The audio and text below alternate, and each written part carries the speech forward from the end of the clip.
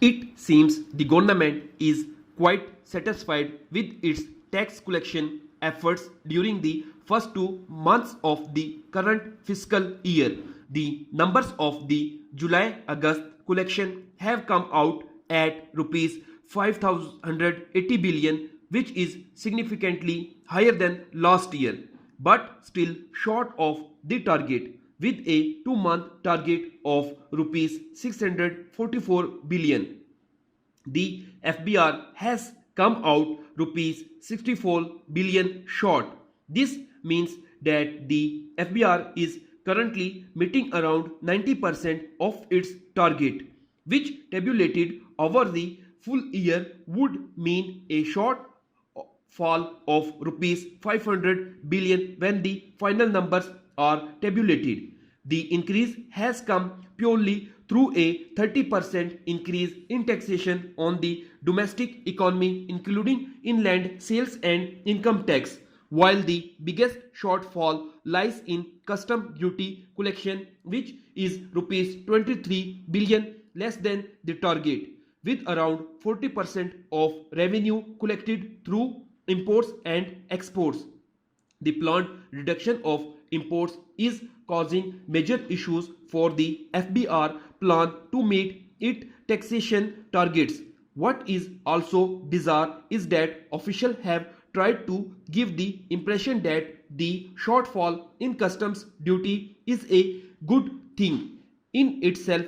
The import reduction is certainly a positive, but the planned import reduction should have shown in the FBR targets.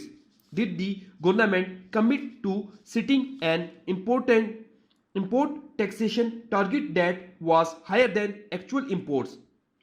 FBR Chairman Shabar Zaidi has agreed that the government cannot use the fall in imports as an excuse for not meeting the target. However, the questions over whether the FBR would meet its rupees 5,500 billion revenue target. Zaidi has promised to offer more clarity after September, the end of the first quarter. The good thing that about the new FBR chairman has been candidness, but one must worry about statements that imply that the high taxation target was to create high motivation within the FBR.